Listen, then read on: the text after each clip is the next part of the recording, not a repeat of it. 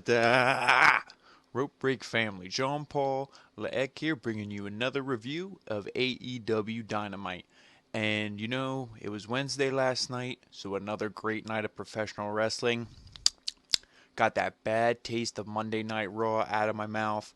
And of course, we're going to start, like always, every Thursday morning with AEW Dynamite. And we had the Rockin' Rager at sea, Chris Jericho, of course, on his cruise. This was a pre-taped show, so there was spoilers. I avoided them because I don't care for spoilers. Obviously there was, this was a pretty big show. It wasn't like, anything with the main title, but there was, the tag titles were on the line, and of course, you guys who saw the show, there was a title change. That's how the show started. So it was a great show. So I really try to avoid the spoilers at all costs if I can. And it was again, NXT had a really great show. Juan and I, of course, will be covering that later tonight. And before I get into the full review, again, like always, just want to thank each and every, all the new subscribers and all the old ones who've been sticking through us. We really appreciate all you guys, all the support you give to the channel. We're growing each and every day, and I just want to thank all of you for, your continued, your continued support. So let's get right into the review. So, of course, like I said, the show starts off with a tag team title match last week. Kenny and Hangman, they won that fatal four-way to be the number one contenders, and then they got their title shot tonight. So this match, pretty much like every tag match in AEW, was all over the place. I got some notes, but there's way more that happened. So to start the thing, Kazarian and Page start out evenly matched, collar and elbow tie-ups, waist locks, holds, kind of feeling each other out. Page hit some elbows and a back suplex on Kazarian. Both men hit huge lariats on each other. Sky tags in, and eventually Hangman makes the tag to Kenny. Both men tie up, and it's hold for hold. Tons of fast-paced action. Kenny gets a boot up and hits a Kotaro Crusher for a 2. Page tags in, and Page hits a follow-away slam onto Sky. Both men lock up. Kazarian makes the blind tag and hits Page with a spinning kick. Sky tags back in, and Page is isolated. An overhead German suplex pin attempt broken up by Kenny. SCU makes quick tags. They're really working over Page, isolating him. And then Hangman eats a big kick, but he hits a huge lariat afterwards. And then Kazarian hits a lung blower. And eventually, after a small comeback by Page, both men are able to make a tag. So Omega comes in. Hot with double axe handles, big chop, thinking dragon suplex, but Sky, he blocks it with some elbows, fisherman buster on Sky for a near fall. Page takes out Kazarian as Kenny hits a buckle bomb and a Sky high for a near fall. Kenny goes for the V-trigger, which is dodged, and after a German suplex counter by Kenny, he hits the V-trigger. Then this time, Sky slips out of the one-winged angel. He fights back. Page comes in, hits a TKO, or Page comes in, but hits a buckshot on Kenny by accident. Then Sky hits the TKO, on a Page, on a Kenny. Page breaks up the pin. Page hits an avalanche fall-away slam on Kazarian. Omega tags back in, double team moves. Page hits some elbows, German suplex. Kenny hits a snapdragon suplex on the Sky. Double underhook pile driver on Kazarian for a near fall. Sky hits a gory special and an SCU later on Kenny, but Hangman, he actually pushes Kazarian into that, breaks it up. And then Hangman drags Kenny over, tags himself in. Sky gets sent to the outside onto the ramp. Again, they had it where the ramp was even with the apron. So Sky gets sent over on that. And then Kazarian gets power bombed. And then Page does a buckshot lariat to the outside and takes out Sky, and then he hits another buckshot onto Kazarian, and that's how they win the AEW Tag Team Championships. I wasn't expecting them to win because I thought it was going to be something they were really going to fast track this feud, where you had maybe Kenny, when Page hit the buckshot on Kenny, I thought, ooh, this is it. I thought, then either they're going to lose, there's going to be some fighting back and forth, maybe Hangman, slugs Kenny because Kenny's yelling at him. I didn't know what they were going to do. I was surprised to see them actually win it, but I don't have an issue with it because, to me, SCU, they were boring. The hottest SCU was in the tournament, and then as soon as they won the belts, they became stale to me. They weren't doing anything, I love Christopher Daniels. Kazarian's good. Sky's talented in the ring, but then they tried to get these guys over with their mic work, and that is where they're severely lacking. So to me, these guys just gotta go in the ring and wrestle. And they should have been not defending the belt every week because, why do that if Jericho's not or Riho isn't? So why make these guys defend it every week? But I think their only real title defense that I can recall was against the Young Bucks. So, at least have these guys on TV instead of having them wrestle in singles matches. And I feel like it would be more interesting if there was like a Freebird, New Day thing where, yeah, it's only 2 belts and it's a 3-man group, but they're all the tag champions, not just Sky and Kazarian. Let's see Christopher Daniels wrestle in some matches like that. That's something that I felt like really would have made them more fresh, because it's like, oh, who's going to wrestle? Because when we watch the New Day, if it's Kofi and Xavier, that's a way different matchup than if it's Kofi and Big E or Big E and Xavier. So like that's the thing. You really could have done that to spice up SCU, and that's something that they didn't do. So the title change, once it happened, I was like, you know what, I'm fine with this. And I also feel like it can continue that story because that's the way this is going. So then after the match, of course, like, I have a problem with this. The Young Bucks, to me, they remind me like, it's almost like a Roman Reigns, but like they're pushing themselves, where it's like the Elite and the Young Bucks just have to be seen all the time. Like, you weren't wrestling tonight. Why do you need to be seen? Like, yeah, you probably, the fans want to see you, I'm sure. Everyone who's came and paid to be on this cruise, they're going to want to see the Young Bucks. But they can just come out after the show's over and come out, talk to the fans, sign autographs, this and that. You don't need to be on the show. You're not in a match, and you're not serving any crucial point. You don't need to be on the show. And this wouldn't be the last time we saw them. We saw them 2 more times after this. So it's like, you want to talk about overexposure and seeing people too much. Maybe I'm just being angry, looking into it too much, but that's just how I feel. So like I said, they come out, and of course they're trying to celebrate, with Kenny and Hangman because they're all part of the Elite, celebrate with them. So Kenny hangs with the Bucks as Paige, he takes his belt, he goes in the crowd, he's drinking beer, they're body surfing him, through the crowd. He's having the time of his life, and you got those other 3 jokers hanging out in the ring like, oh, we're the Elite, and he's, doing his own thing, which was cool. So, like I said, great. It was a great match, though. Like, everything, all the action, like I said, my notes did not do it justice. If you didn't see this thing, watch highlights. I'm not telling you to go on some shady website and watch a recording of it, but, go on a shady website, find something, find a way to watch this match. It was a great match. So then we go from a great match to, again, the weakest part of AEW, and we go to the women's division. So Britt Baker versus Priscilla Kelly. And Priscilla Kelly, I assume she wrestles for another promotion full-time, and she just comes here part-time, because she would be, an added spice to the women's division that they sorely need. I will take literally anybody at this point, just to spice things up, because there's only 1 or 2 people who we care about, and everyone who we started to care about, they just change their gimmick and they flip them around, and it's like, now I don't care about you at all. And, one of those people is Britt Baker, who I'm going to get to in a moment. So let me just take you through this match, because, of course, they don't give any time to the women, any meaningful storylines. It seems like it's like WWE the days of old, where they just throw the women out. I mean, they do that now to a certain extent. But they just throw the women out there, and it's like, you guys get 6-7 minutes. Whatever. We don't care. Next. And then we go on to the things we actually care about, which is unfair, because they do have talent in that division. They just don't know how to book it and how to use it. So lots of holds early on, start this match. As it goes to commercial, Kelly, she gains control. She hits some elbows and a big kick to the back of Baker. She's kind of like tied up in the ropes. Then Baker slows her down, and she does like a hair pull slam onto the ring. So, heel moves, because now Britt Baker's, she's kind of becoming heel since she yelled at poor Riho. Now she's becoming a heel, even though anyone has the right to yell at Riho. She's the champion, and she's not even on television. So, forearm strike, sling blade for a 2, Kelly kicks out, leg sweep STO for a near fall by Kelly onto Baker.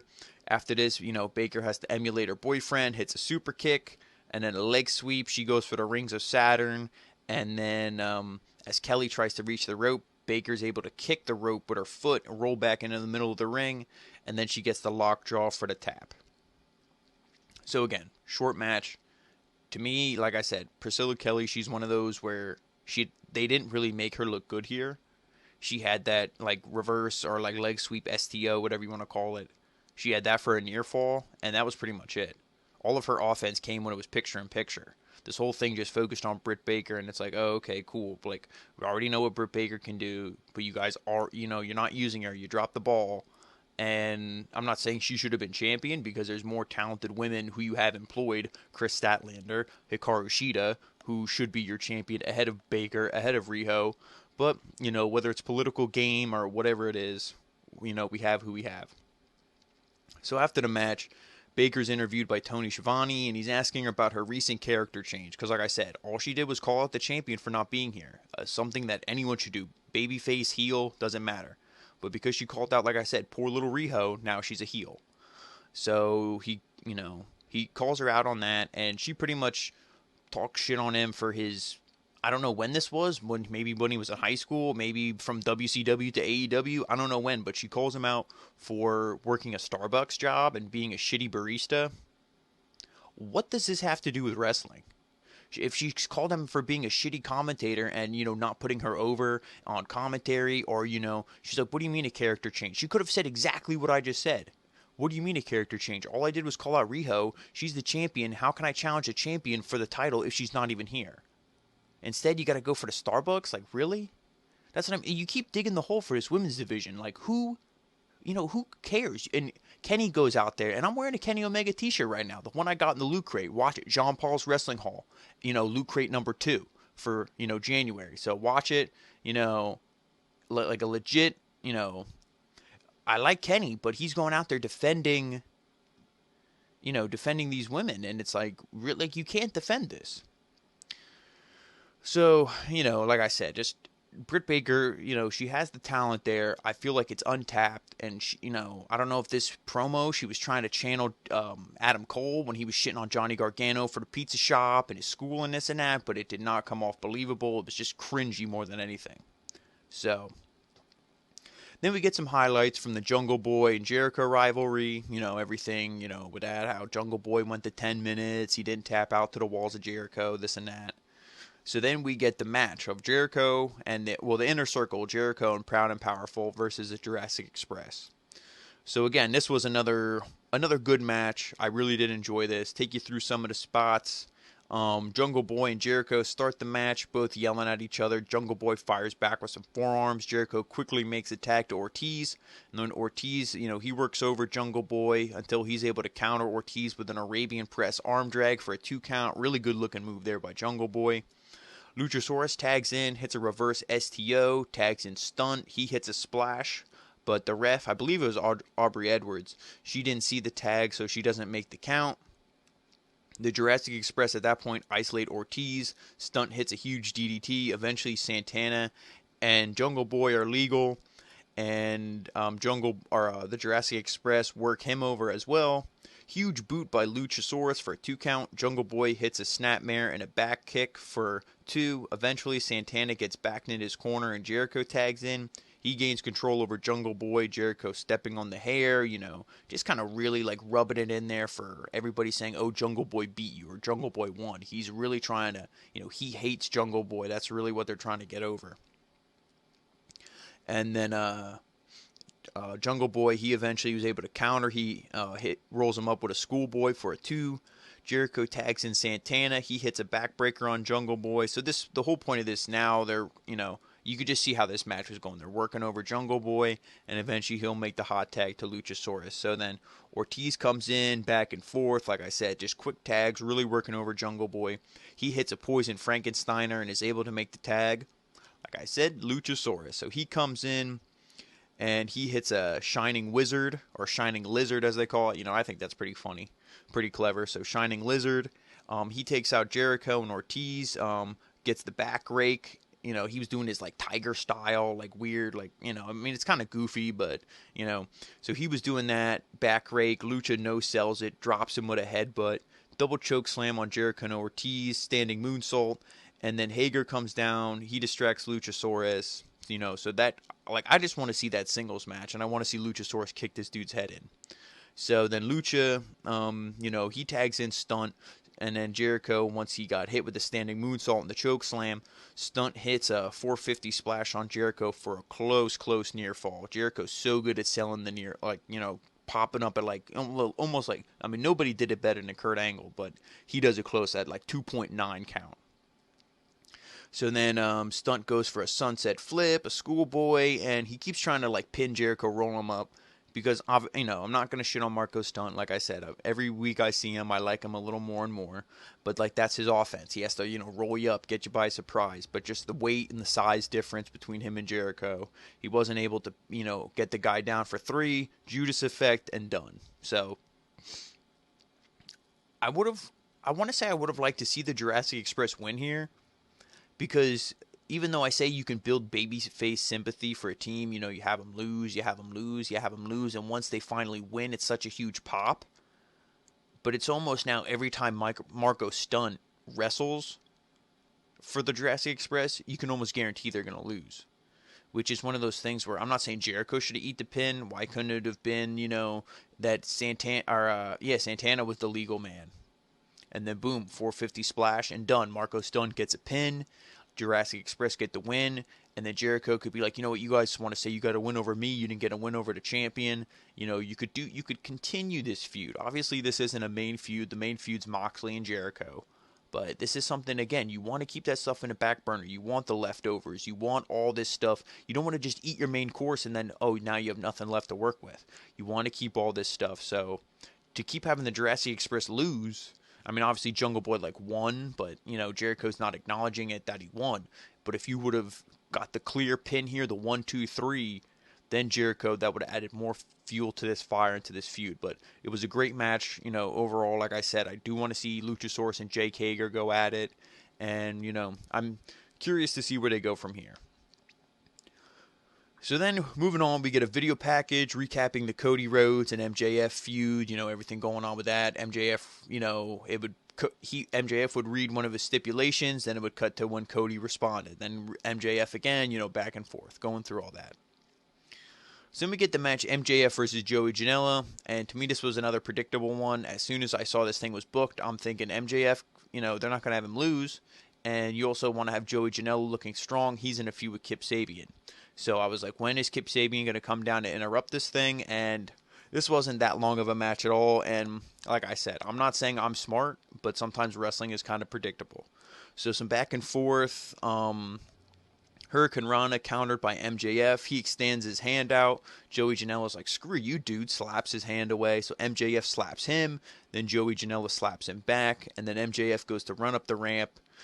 Joey follows him. MJF hits an eye rake and then knocks him down. Starts posing on the ramp, really healing it up.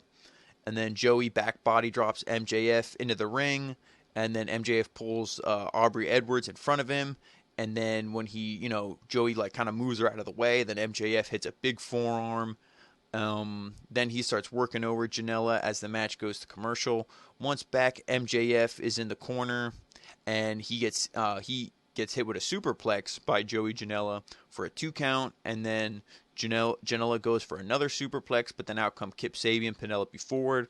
Like I said, they start making out, on top of, on the ramp on the stage. Janela, he's distracted by this, and then MJF hits the double cross for the win. What do you want me to say? MJF, he got his little win here. Okay. This continues the feud for Joey Janela and Kip Sabian, so that's cool. But, now I think you got to do something where Joey Janela calls him out, get this match, and I want to see Joey Janela knock this dude's head off,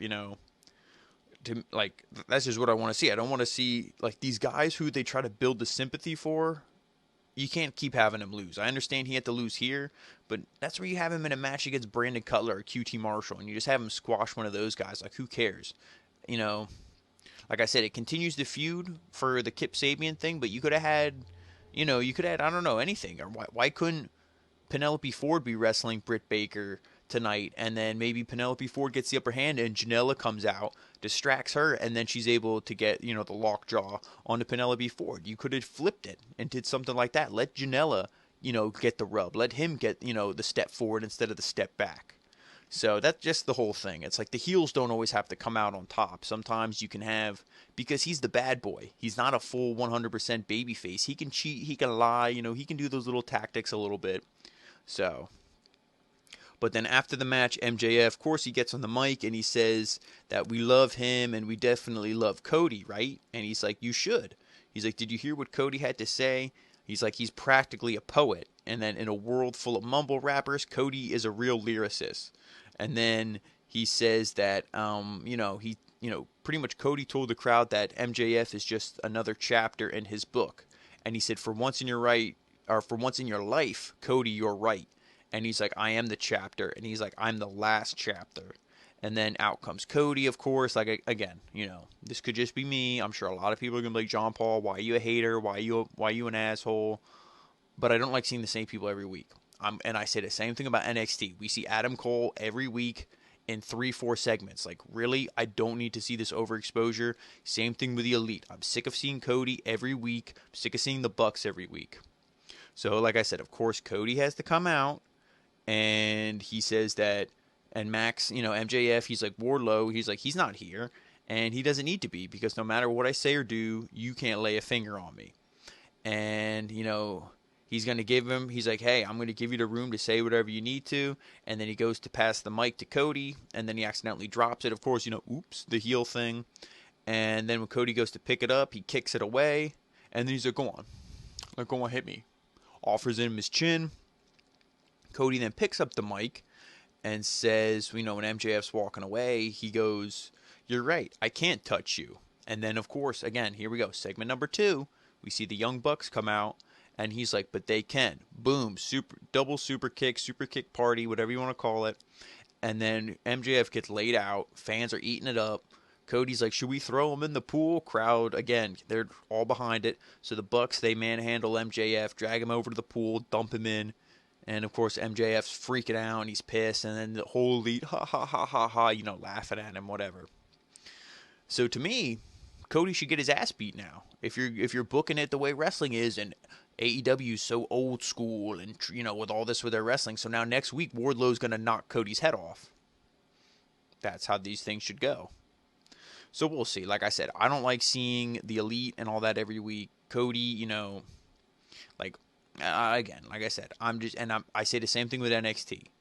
I say the same thing, obviously, with the main roster. So it's it's one of those things that this show, we didn't need it. And then again, we see him later on, and I know all of it makes sense storyline wise, except this. We didn't need this. Why couldn't you had MJF get the win in his match with Janela, and then you have him look like a loser immediately after? He should have been like, go ahead, Cody, hit me, and then he's like, oh, you can't. And he flips Cody off, walks away, and then he stands tall. You could have had Cody cut some promo that the fans would have, ate it up. You didn't need to make MJF look like a loser, because he's not going to beat Cody at Revolution. We all know this. So why do you need to make him look like a loser before Revolution? Or Evolution, whatever. I think whatever it's called. Revolution. Evolution was the women's pay-per-view. So then back from commercial, Tony Schiavone, he's interviewing Paige and Omega says he'd never had predicted that he'd be here in the tag division now with one of his best friends, but here he is. And Paige says, I told both them guys I'd whip their asses, and I did.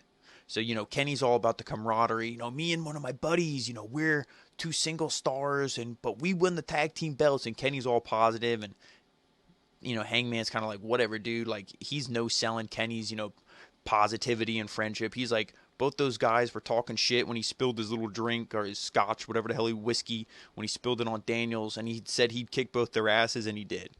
So Hangman's all about himself, and that's what I like. And then he continues, and Tony cuts him off. Again, it's all about the Elite. And, I know it's storyline. I don't want people to think I'm like, going crazy off the deep end, but Hangman's talking, and Tony just cuts him off. And then he asks Kenny, about Pac, and then he's like, yeah, Pac, he's a piece of shit. I mean, he didn't say that, but he's like, he's garbage. He's done what he's done, and he will get his rubber match. But he said that right now the tag titles are my top priority. So then Hangman goes to talk again, and then out come the Young Bucks. So then they show up, and Kenny says that they've supported them since day one, and Hangman's like, well, I'm surprised that we won the titles before you guys. Just being a condescending prick. because he's trying to rub it in their face. Because Young Bucks, JR's like, oh, they're the best tag team in the world. Excalibur's, he has both of them in his hands, and it's like, are you the best tag team in the world? Because we got the belts before you guys, and you had your chance. You couldn't beat SCU. SCU later, and we beat them.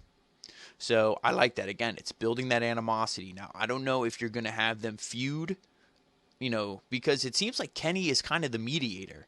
So I feel like they're really going to stretch this. I could see Kenny and Pac being the match at Revolution now, and maybe Hangman cost Kenny that match. And then that does something, because these guys just won the belts. It's the end of January. They just won the belts. You're not going to have them, feud in the next month, because what are you going to do, play hot potato? I mean, maybe you will. Maybe they're not booking it, long term. And I'm not saying these guys need to have a 6-month title reign, but I'd like to see them hold it for longer than 2-3 weeks. So we'll see what they do. But then, and then when he says that, that he won the title before the Bucks, he's, sipping his whiskey, walking away, and Kenny kind of, like, under his breath, he's like, yeah, we did. He kind of agrees with Hangman, like, you're right, shit, we did. So then we get to the main event of the show, Pac versus Jon Moxley, to determine the number one contender for Chris Jericho's title. And he came out on commentary, and, it's always funny to hear Jericho on commentary. So then take you through in this match. After some back and forth, Mox hits a chop with a German suplex onto Pac, followed by a corner lariat. Pac counters Moxley's bulldog attempt. Pac with some strong offense here. Elbows to the injured eye. He was really trying to work over that eye. And then a boot to Moxley. Or boots Moxley in the corner, and he gets a half camel clutch and strikes on Moxley's face, like those cross strikes. If you guys were ECW, how Taz would hit those like strikes across your face on your nose. And then he eventually sends Moxley to the outside, smashes his face on the apron. Again, really working over the face here. Missile drop kick onto Moxley, but Moxley fires back with a lariat. Both men are hitting each other with everything they got. Moxley with a crash landing for a 2. Pac hits a jawbreaker. Moxley up top. He dives, but Pac gets the knees up and goes for the brutalizer. I thought it was over here, because I'm like, when this dude locks in a brutalizer, it should be done. They should be protecting this guy. But Moxley reverses it for a 2, rolls him up for a 2 count. You say Enziguri from Pac, and then more kicks to the bad eye. 450 by Pac, but Moxley gets the knees up. Sleeper by Moxley until Pac breaks free with a headbutt. A German suplex sets up the Black Arrow. Moxley evades it, and then he hits a DDT for a 2 count. Pac hits a superplex and goes right into the brutalizer, but Moxley's able to get his foot on the rope for the rope break. And then Pac's now pissed off at this point. He rips off the bandages and starts wailing on his bad eye. The ref is like, hey, hey, hey. And this is where you can say the match got a little screwy. Because obviously the ref, he's like, oh, hey, he's injured because, you call for a DQ, this and that, ref's discretion. So he gets in Pac's face, not like yelling at him, but just, trying to break this up. And then when that happens, Mox takes advantage. He hits a kick, and then he hits a DDT, just like normal DDT. Then he pulls up Moxley and then hits the paradigm shift for the 1-2-3. And then after the match, Jericho, he was on commentary, like I said. So then he stands up, he walks to the stage. Him and Moxley stare down as the show goes off the air. So, like I said, it was, in-ring action alone, minus the women's division, it was a great, great night. You had the opening match, title change, Jurassic Express, and this match, MJF. That was kind of the same for the women's division. It was short, really didn't do too much for me. I felt like you could have booked it better. But overall, it was a great episode of AEW. I would say last week's show was a little better, because you could say, like, we had Bash at the Beach, now you have the Rock and Rager at Sea, whatever you want to call it. I would say last week was a little better, but this was still a good follow-up episode. I will say that this probably will beat NXT in the ratings again, and, it's hard to say which show was better. NXT, I'm not going to get into it too much, even though you guys probably already saw it. So spoilers, I'll give my full opinion on that when Juan and I do the review later on. But, it was, again, Wednesday is a great night for wrestling, and this past Wednesday did not disappoint. Like I said, the only thing you really need to do at this point is fix the women's division and the overexposure of the Elite. When AEW first started, I was excited to see the Young Bucks and Kenny Omega, because what was my exposure to them? Watching Ring of Honor and stuff like that, and not like I would watch it live. Someone say, "Oh, the Bucks versus this guy, this team was like really awesome at this Ring of Honor or this indie promotion, whatever," and I would go out of my way to find it, or I'll watch him in New Japan. Especially Kenny, watch his matches, Wrestle Kingdom and everything like that. Now I'm seeing him every week, and you almost lose appreciation for them. They become stale, especially when they're overexposed. I wouldn't even say that they're stale, because their in-ring action is still fantastic, but they're overexposed that every time I see them, it's like, oh, here we go, super kick party, Meltzer driver, V-trigger, Snapdragon, one-winged angel, okay, blah, blah, blah. At least Kenny, I mean, they're all doing it. They're not, like, winning all the time, but when I see the Bucks, like, I feel like freaking, I don't know, Kenny or... Like, yeah, Kenny, whoever, Cody, they could scratch off scratch off ticket, win $5 in the, no pun intended, but win, $5, and the Young Bucks come out and they're like, oh yeah, and like, why do you always got to be there? Why do you always got to celebrate? Like, let me do my own thing. Like, that's what that's the only thing. That's just like the overexposure. But again, fantastic in-ring for the most part tonight, and that's what I watch wrestling for. I like it for the in-ring. Obviously, the story helps carry it, but as long as there's, great in-ring action, I'm happy. So, again, great, show, and we're going to be reviewing NXT later tonight, so please, please watch that. Share this video, give it a like. If you're new to the channel and you're just checking us out for the first time, please subscribe. We cover every single weekly show from WWE and then AEW, of course. And we cover we try to cover all major pay-per-views. Juan covered Impact, Hard to Kill. We're going to do Hard Times, the NWA pay-per-view. Of course, we have Worlds Collide, the Royal Rumble, of course, big Royal Rumble. We have previews and predictions coming up for you guys. So, we have all this stuff. So please subscribe. Check out the channel. Wrestling never stops. Neither do we. And, of course, you can see on the screen we have all forms of social media. Follow us all on there. Instagram, Facebook, Twitter. Check us out. And, as always, guys, thank you so much for all your support. It really means the world to us. And we're going to keep doing what we love doing, and that's, reviewing wrestling for you guys. So thank you guys so much for watching. Adaaaaaa.